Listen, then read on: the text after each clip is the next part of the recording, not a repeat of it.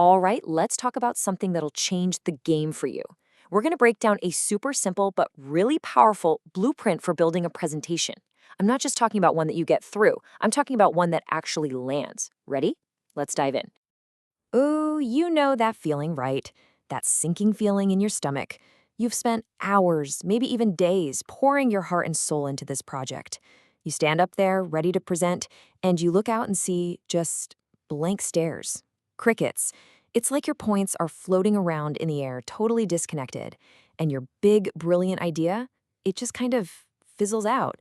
It is so frustrating, and believe me, it happens to almost everyone. So, what's the deal? What's the main culprit here? Well, 9 times out of 10, it boils down to one simple, single thing: a lack of structure. Seriously. Without a solid framework, even the most amazing, world-changing ideas can just get completely lost in this sea of confusion.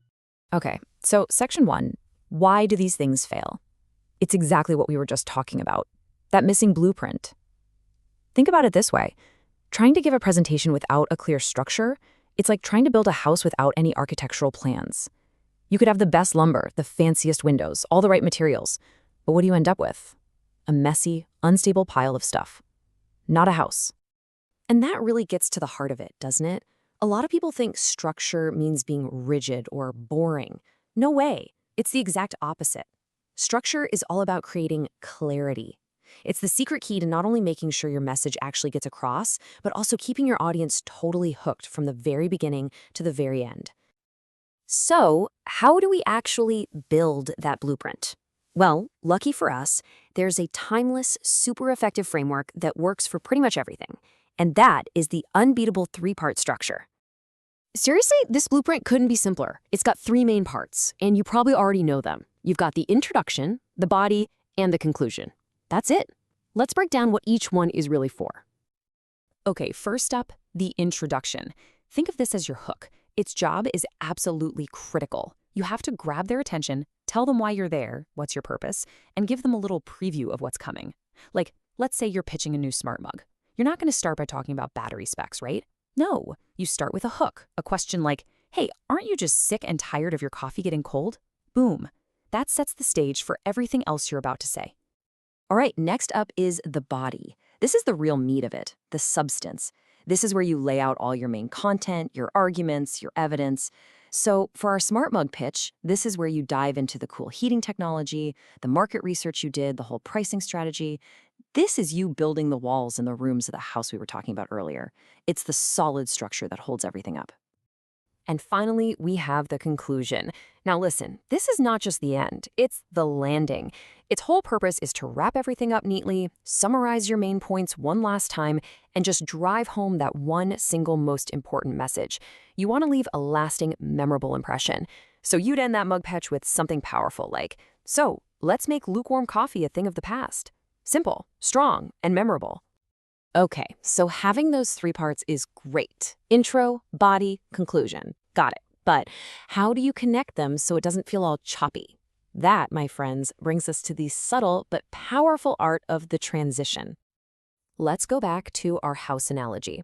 If the intro, body, and conclusion are the different rooms of your presentation, well, transitions are the hallways that connect them.